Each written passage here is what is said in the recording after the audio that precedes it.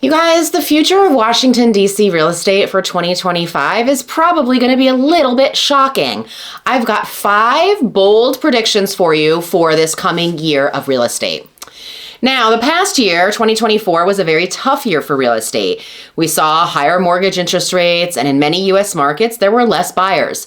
We experienced a shift here as well in the D.C. metro area. So, what is going to happen now that the new year is here? Will there be more for sale? Let's do it. My 5 pretty bold predictions for the DC real estate market in 2025. You guys, there's really nobody out there doing videos like this in the DC area. I am out on the streets. I'll show you exactly what it's like to live here. I am not sticking in some stock footage. I know DC, Maryland, and Northern Virginia inside and out, and we are AI free here. AI free. I do not use AI to write these scripts. Make sure that you subscribe so that you do not miss new videos. All right, here's my bold prediction number 1. The buyers, they're coming back. I won't do this anymore, I promise. I knew that this was gonna happen, and I had been telling clients all last year, now's the time to buy. But it's really hard to convince people of this because I've learned some things during my 2+ decades in real estate. Also, I've learned some things in life. People generally operate with what I would say is like a today mindset. People live very, very much in the present. They hyper focus on the present, almost to the exclusion of the future. Now, here's why I knew that it was time for the buyers to return. First, there are always soft spots in the real estate market in the DC area. The soft spots here are August and December. Those are not going to be the same soft spots in other parts of the country, right? You've got Florida real estate. Their soft spots are like the fall when it's hurricane season. Totally different here, totally different in other areas of the country as well. Here in DC, the market resets after those 2 months. Now, since we did not see much of a recovery in September after everyone finished their summer vacations, they put down their pina coladas, they came back to life as we know it, I kind of expected that the market was going to come for us in spring, i.e. after the new year. Second, every time there is a giant thud that stops the velocity of the real estate market. And I want you to think about these things. September 11th, the 2008 housing crash, COVID. The world comes to a halt, and it comes to a halt pretty quickly, but it never stops for long. So the sharp rise in interest rates has really had time to set this like new normal for people, and it was time for the buyers to get back out there. It's just natural that things are gonna evolve and people are gonna say, well, I can't wait for interest rates to come down forever. We have a job change. Grandma got sick, we got to move closer to her, the kids, whatever it is, all right? So when people ask what I think the spring market is going to be like, I tell them I can answer that question for you on January 2nd.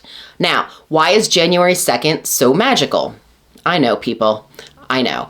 Like clockwork, people who want to buy homes, they all decide to reach out on January 2nd. I don't understand it. It's really kind of funny. This year, I got several calls from potential new clients January 2nd, and then a call or two every day subsequently after that. Now, that's my barometer of whether or not it is going to be a busy season. So we are off to the races right now in January, and I feel like that is a really good gauge that it's going to be busy. Prediction number 2 is that the DC real estate market will bounce back. So something to remember, you might have seen it in other videos.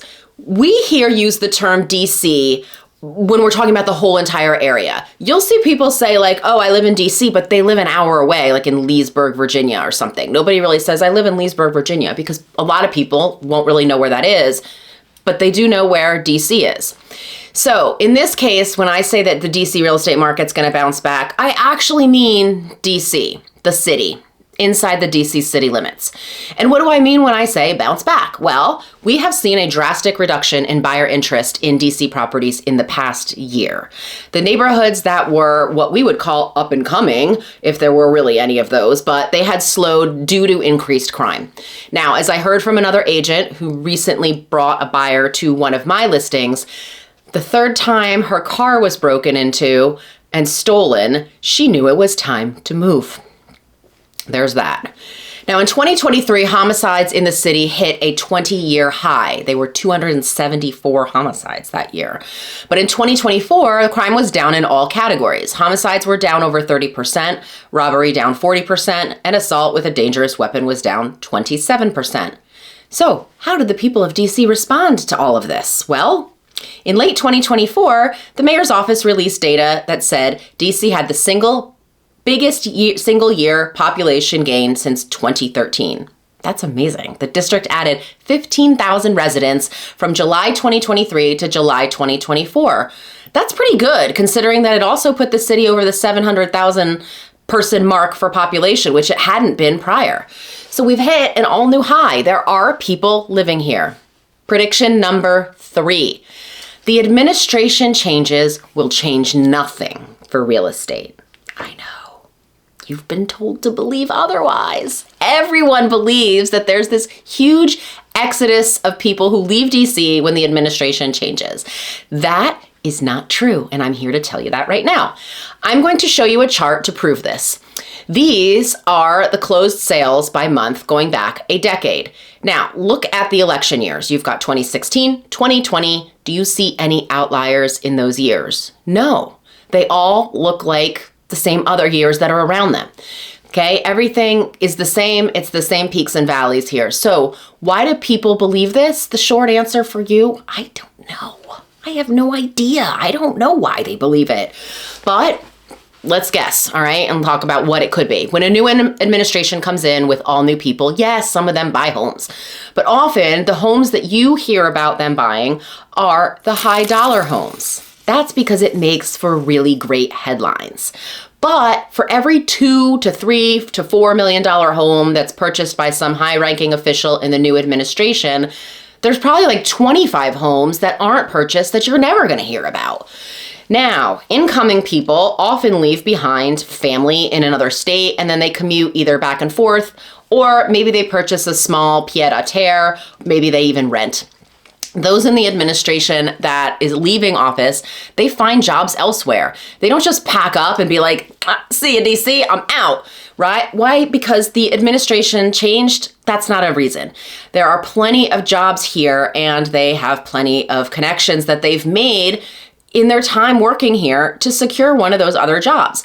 Leaving DC would accomplish basically nothing for those people because they're just going to have fewer job prospects in another city that maybe isn't as politically charged and politically connected. So the administration changes, they do nothing. All right, my next bold prediction is people are going back to the office. And that's not just based on what Trump is saying about people going back. There was already a push for all of this. I had a lot of people who thought they were going to be work from home for good. And the reality is that even though I had pretty public debates on Facebook with friends of mine who were like, no, work from home is here to stay. The reality is that people do need that in-office camaraderie. They need that, hanging out at the water cooler, chatting. That's where a lot of creativity kind of things happen. So anyway, all those empty office buildings eventually had to come back to life. Now, some have been turned into residential buildings, but other companies have said it's time to come back. And Trump, like I said, has made no secret of the fact that he's going to get people back to the office. I don't know how he's going to do it, but he said he's going to do it. Every day he wants them back, and he also enlisted Elon Musk to head up the government efficiency department, so that should be interesting. I love that name, by the way. It's the world's best oxymoron. Government efficiency. No, they don't belong in the same sentence. Whatever. Okay. All right. Now, so initial reports had stated that they were going to eliminate 100,000 jobs. Will this actually happen? Nobody knows. Election promises, as we all know, definitely can operate in a vacuum. These two people cannot unilaterally cut 100,000 jobs, but yeah, there probably will be shakeups. Now, what happens if 100,000 jobs are actually cut? Well, many of those people are going to go on to find employment elsewhere. I don't worry about things until they happen. And if they do happen, the metro area has more than enough opportunity to absorb all of those employees into other agencies or the private sector. All right, last prediction. Different price points are going to have different realities. I have had this conversation with probably a dozen different buyers over the past 6 months. When interest rates were low, every single price point was affected. Buyers for the $200,000 homes all the way up to buyers for the $2 million homes were all rushing to snap something up to lock in the low interest rate for that 30-year mortgage term. When the mortgage rates went up above 7% this past year, most people thought that buying activity would soften essentially across the board. Surprisingly, it did not. Now, those in the luxury price points were unaffected. Luxury in the DC area used to mean like $1 million plus. Now $1 million for a house is actually it can be like a starting price point for many first-time home buyers.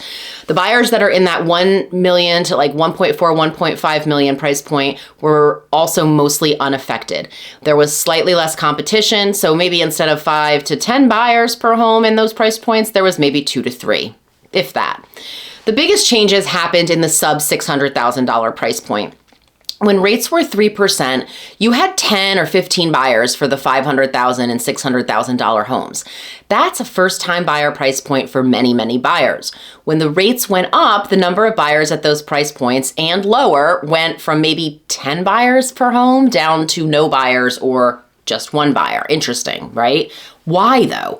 Well, if you think about it, these are entry-level price points in this area. You can find homes in some areas in the DMV for $300,000, and it's the same story there as it is in the $500,000 to $600,000 price point.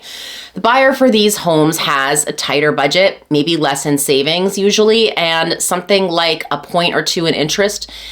Actually, like when they go up, those interest rates, it can take some of those people right out of the market.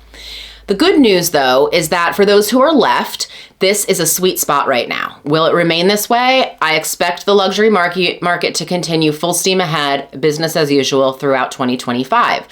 I expect more buyers in the sub $600,000 price point to start returning back to the market, but I don't know that we're going to see them back in full force until maybe 2026 when the mortgage rates are expected to come down once again. Right now, the early 2025 predictions are saying that mortgage rates are going to stay like in the 6 range. They might be like close to 6 by the end of this year, and then we might see a little bit of a reprieve. But that gives us time. That's not the worst news because it really gives us time to get some buyers back in the market who are well qualified and who can afford at these interest rates and bring them back into the market to pick up some of the houses that are finally going to hit because we have had an inventory crisis and get them going before the following year when it maybe we'll turn a little bit more and get a little bit more frothy. So that's that. I'm Melissa Terzis. My contact info is coming next.